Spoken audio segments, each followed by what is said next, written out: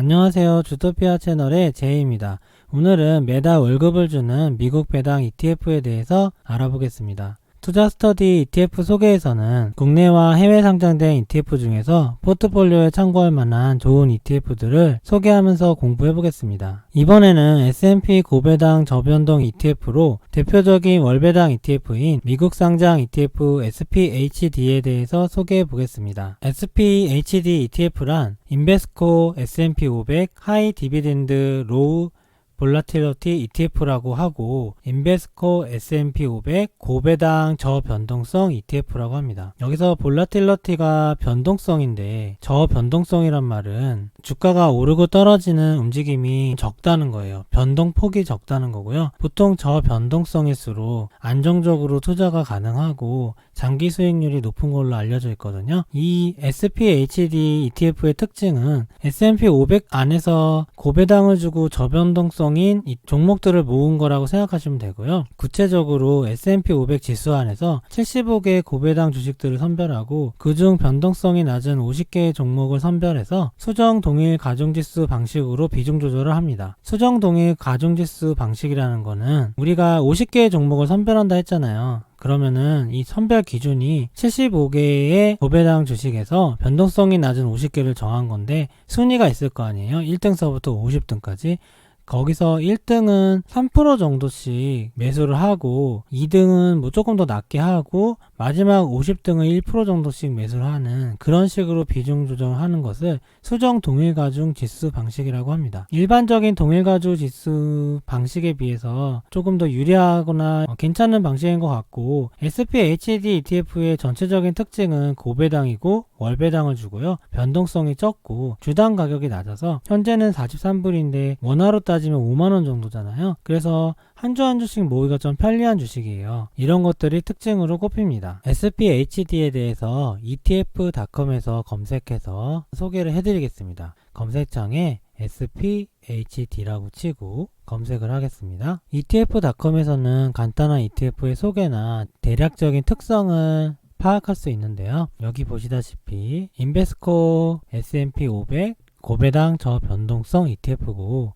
세그먼트는 분류를 얘기하는데 에쿼티, 주식, US 라지캡 주식입니다. 그러니까 대형주가 주로 포함된 미국 주식이라는 거예요. 이거는 비교될 수 있는 ETF들을 분류해 놓은 거고 etf.com에서는 점수가 있거든요. SPHD의 점수는 38점으로 높은 점수는 아니에요. 대략적인 SPHD 설명인데 아까 설명드린 S&P 500 지수에서 75개의 고배당주 주식 중에서 변동성이 낮은 50개의 주식으로 이루어져 있다고 여기 설명이 되어 있고요. 인셉션 데이트는 이 ETF가 상장된 날인데 2012년 10월 18일로 다른 ETF에 비해서 역사가 짧은 편이고 익스펜시브 레이티오는 ETF 운영 수수료인데 0.3%로 미국 ETF 중에서는 좀 운영 수수료가 비싼 편입니다. 한국 ETF로 따지면 보통 정도의 ETF고요. 이쪽에 에셋 언더 매니지먼트는 이 ETF의 자산 규모를 얘기하고 3.72 빌리언 달러라고 되어 있습니다. 보통 ETF를 검색해서 투자하실 때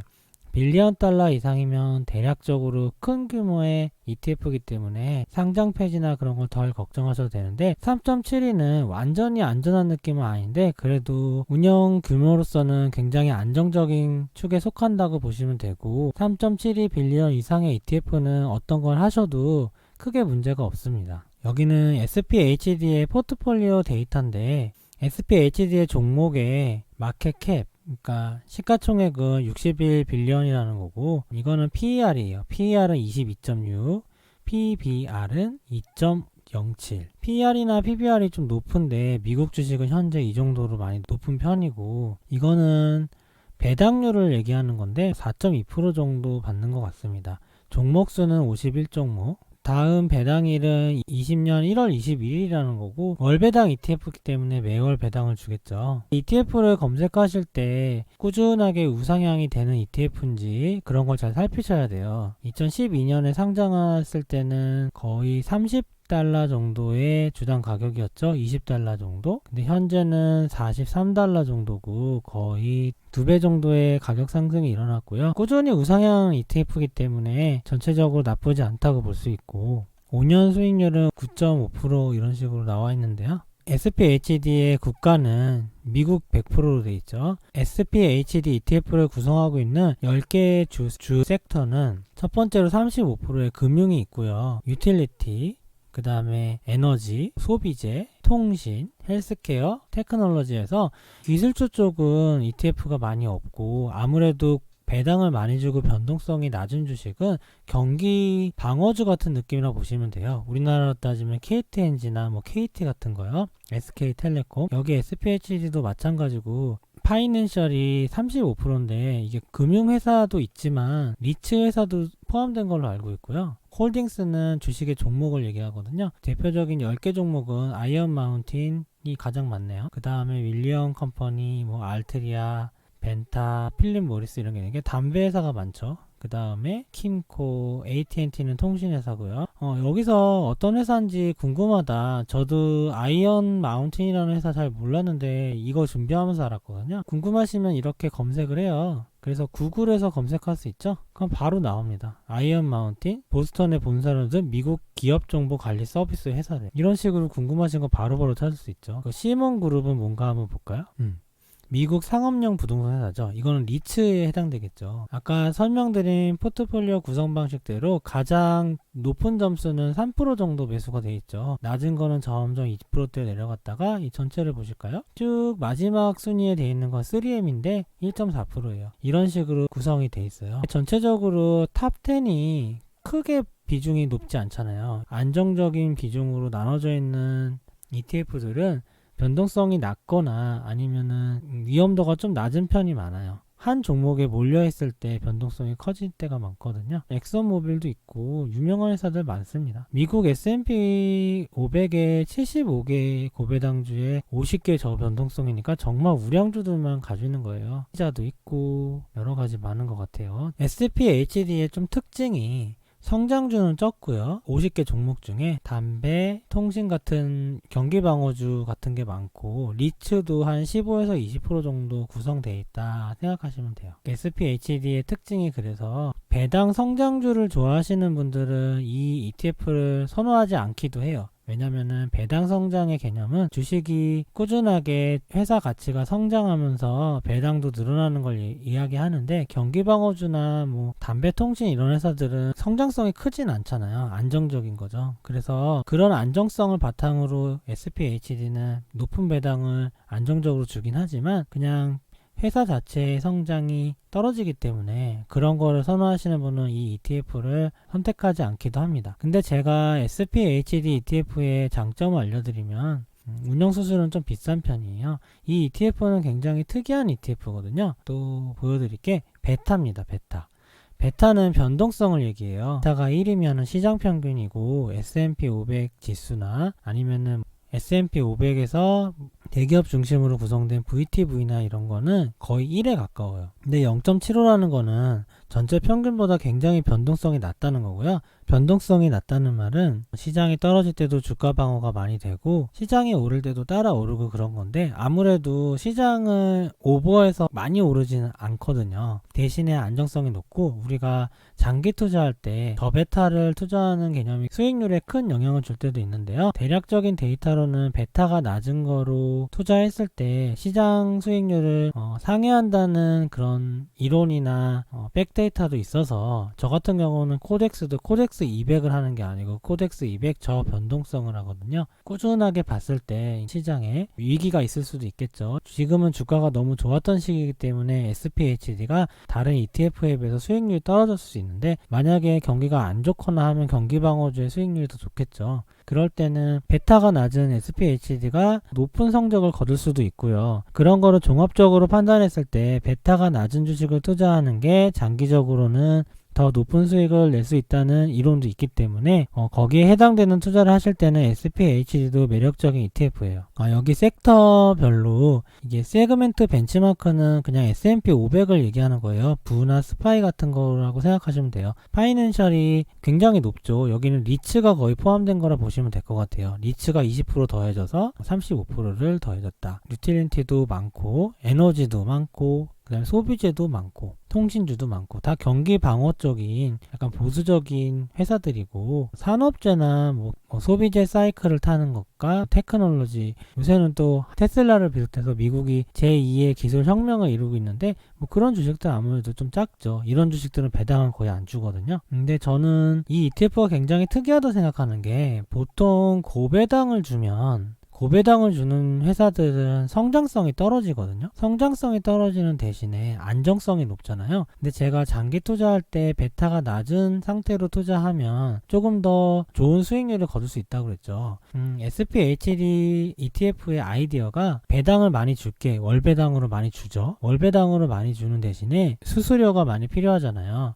매월 배당을 주려면 아무래도 일을 많이 해야겠죠, 운영사에서. 그래서 수수료가 다른 미국 ETF들에 비해서 비싼 편인데, 그 비싼 걸 어디서 채워주냐? 비록 배당을 많이 주는 종목들이지만 베타가 낮은 걸로 구성을 해서 그 어떤 시장 수익률을 좀 따라잡아 보자. 그리고 그 따라잡은 만큼 우리가 수수료를 받을 수 있고 거기서 월배당을 주겠다. 이런 개념의 ETF라서 개인적으로는 월배당을 받고 싶어하는 투자자 입장에서는 굉장히 좋은 ETF라고 생각이 들어요. 단순하게 경기가 좋았던 시절에 벤치마크보다 수익률이 좀 적다고 해서 SPHD가 장기 성장률이 낮을 거다 이렇게는 생각 안 하거든요. 여기 보시면 항상 종목수는 포트폴리오 플러스 1이에요. 1은 현금이고, 그래서 51종목 있는 거고요. 배당률이 4.5% 굉장히 높죠. 전체 평균은 1.7%인데 배당률이 굉장히 높죠. 월배당으로 나눠서 주는 거거든요. 그러니까 대략 월 0.3% 후반에서 4% 정도 주겠네요. 캡 사이즈는 그 안에 대형주냐 소형주냐 중형주냐 이런 게 맞냐는 거고, 미국은 중형주라 해도 우리나라 따지면 거의 대형주예요. 미국은 굉장히 규모들이 커서 SPHD는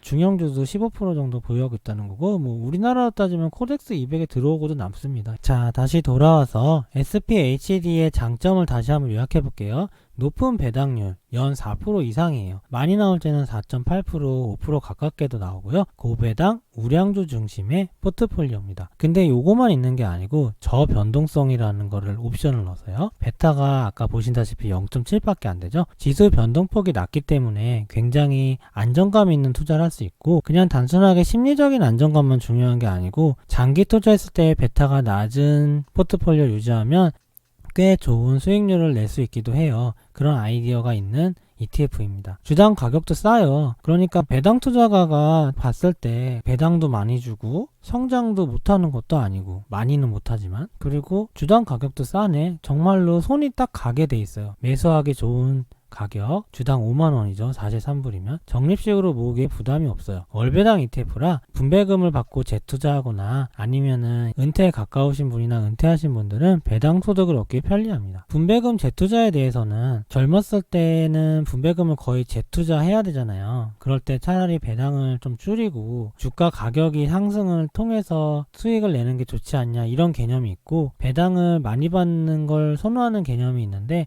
배당을 많이 받는 걸 선호하지 않는 개념에서는 이제 배당에 붙는 배당소득세를 기피하는 성향이 있어요. 근데 분배금을 받는다는 거는 우리가 포트폴리오를 구성할 때 한 종목만 구성하는 게 아니잖아요. 그러면 여러 종목을 구성하면 포트폴리오를 일정 주기로 리밸런싱도 해야 되는데 현금이 다 필요하거든요. 그래서 저는 여러 개의 ETF에서 나오는 현금이 쌓여서 하나의 덩어리가 되겠죠. 큰 덩어리. 그 큰 덩어리를 만드는 것도 포트폴리오 운영할 때 굉장히 편리하다 생각을 해요. 세금이 15% 내긴 하지만 양도소득세라는 주식을 매도할 때 자본소득에서 얻는 세금도 없는 건 아니잖아요. 장기 투자하시는 분들은 난 안 팔 거니까 그 세금은 안 나온다, 이런 식이거든요. 워렌 버핏 버핏도 본인은 주식의 양도소득세 거의 안 냈다고 할 정도예요. 그분도 주식을 사기만 하고 팔질 않아가지고. 어쨌든 간에 서로 장단이 있는데 저는 분배금을 늘리는 방식의 투자도 괜찮다 생각을 하고 그렇게 하고 있습니다. 그럼 SPHD를 단점으로 보시는 건 뭐가 있을까요? 일단은 높은 운용수수료가 있죠. 0.3%요. 이게 한국 기준으로는 높은 게 아닌데요. 미국 기준으로는 좀 높은 거예요. 운용수수료가 높을수록 장기 수익률이 떨어지겠죠. 다른 경쟁 ETF들은 0.03%도 있을 거예요. 거의 10분의 1도 있는 거죠. 대신에 SPHD는 설계 자체가 저베타를 추구했기 때문에 이런 운용수수료 높은 것도 커버를 하고 월배당을 주는 장점에서 어떤 수수료라 생각하시면 될 것 같아요. 보통 월배당을 주는 DIA ETF나 SPHD ETF 같은 건 수수료가 비싼 편입니다. 상대적으로 높은 배당 성향이 있어요. 배당 성향이 높은 게 왜 또 단점이 되냐면 포트폴리오의 성장을 원하시는 분은 각 종목들이 번 돈들을 다시 회사에 투자해서 경쟁력을 높이는 걸 선호할 수 있는데 자꾸 돈으로 배당해버리면 아무래도 회사의 성장에 악영향을 미칠 수 있잖아요. 그런 거를 경계하시는 분들은 높은 배당 성향을 좋아하지 않아요. 근데 이거는 상대적으로 장점에 속할 수도 있죠. 배당을 많이 받기를 원하는 상황에서는 높은 배당 성향이 좋을 수 있죠. 근데 SPHD가 뭐 특이하게 평균에 비해서 비정상적으로 배당 성향이 너무 높은 건 아니에요. 그냥 평균보다 약간 높은 정도니까 거의 신경 안 써도 되는 정도입니다. 그리고 종목에 리츠가 많은 걸 단점으로 보기도 해요. 그냥 주식 배당 ETF를 사는 건데 리츠가 들어간 것 자체가 싫으실 수도 있고 아니면 리츠를 배제한 배당 투자를 하고 싶을 수도 있잖아요. 그럴 때는 SPHD 안에 리츠가 포함되어 있으니까 번거로울 수 있어서 선호하지 않을 수 있고 경기방어주가 많이 포함되어 있어서 성장성이 있는 종목수가 작다는 거예요. 그러니까 리츠도 기본적으로 성장이 좀 적은 편인데 요새는 유동성의 시기라 리츠 ETF들이 굉장히 많이 올랐거든요. 어쨌든 간에 전체적인 성장에서 봤을 때 리츠는 아무래도 떨어지죠. 물가 상승률이나 인플레이션 정도의 상승이 되는 게 정상이겠죠. 그리고 경기방어주도 마찬가지. 그런 종목이 많을수록 아무래도 성장성이 떨어지죠. 그래서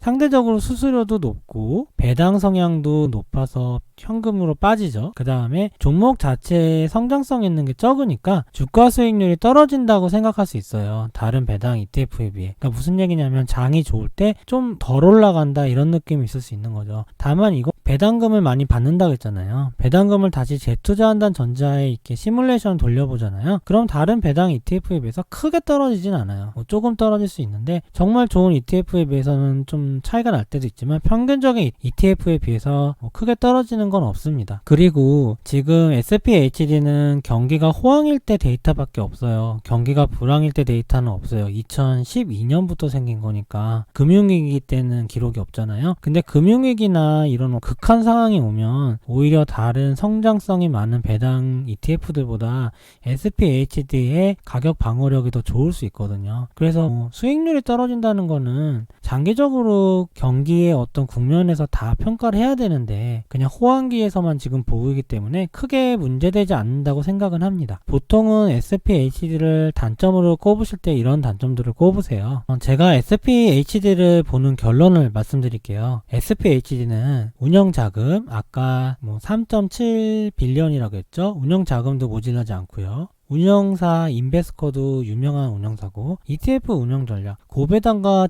저변동성이 만난 조합이 전 정말 마음에 들거든요. 그리고 그 유니버스가 S&P 500이라는 곳에서 이루어지고요. 수정자산도 당연히 많고 대형주 위주니까 수익률도 나쁘지 않고 배당이야 멋지죠. 높은 배당을 월배당으로 주고 모든 측면에서 봤을 때 저는 안심하고 믿고 투자할 수 있는 ETF라고 생각을 해요. 특히 배당 투자를 처음 하시는 분들은 배당을 계속 받으면서 그걸 쌓아가고 그 배당의 재투자로 다시 주식을 사고 예를 들면 SPHD는 43불밖에 안 하잖아요. 그럼 그 달에 배당을 43불을 받게 되면 SPHD를 한 주를 배당 하나로 살 수 있는 거죠. 그런 식으로 재투자하면서 배당금을 늘려가고 황금알을 낳는 거위의 어떤 크기를 키워가는 거예요. 그런 재미가 솔솔하거든요. 배당 투자를 많이 하신 분들은 다른 효율성을 생각하겠지만 처음 하시는 분들은 이런 재미를 느끼시는 게 투자를 이어갈 때 좋기 때문에 저는 굉장히 좋은 ETF라고 생각을 해요. 그리고 처음 하시는 분들이 어렵지 않게 생각하실 수 있는 게 DIA,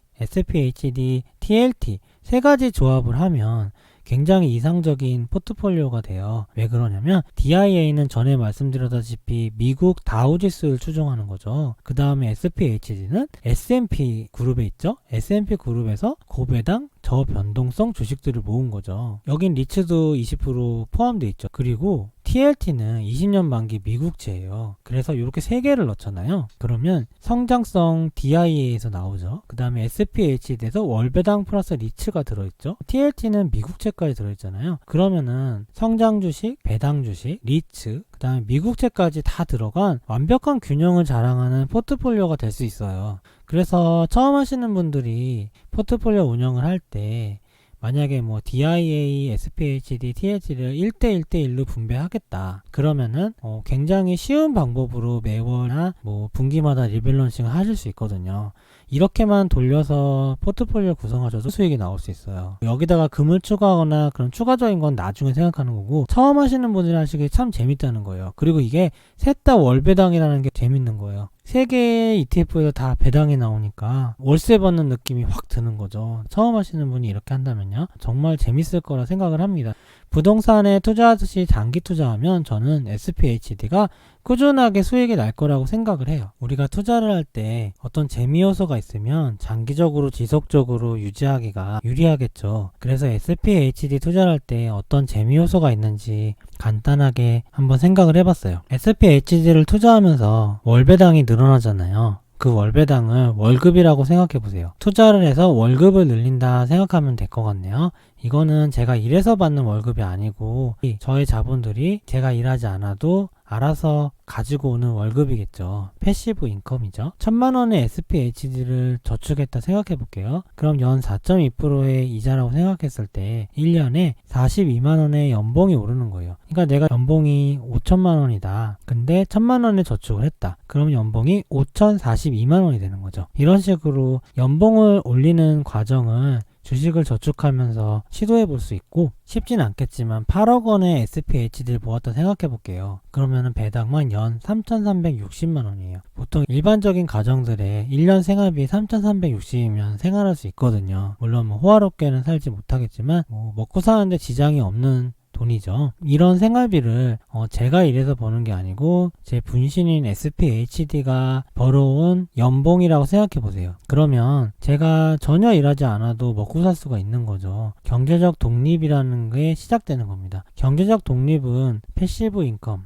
자본소득이 점점 증가하다가 생활비랑 같아지는 특이점이 있잖아요. 그 특이점부터는 경제적 독립이라고 저는 생각을 하거든요. 물론 부자는 자본소득이 더 많아야 될 수 있겠지만, 그냥 일반적인 관점에서 봤을 때는 자기가 쓰는 일반적인 생활비만 넘어서면 그 다음부터 돈에 구애받지 않고 살 수 있는 거잖아요.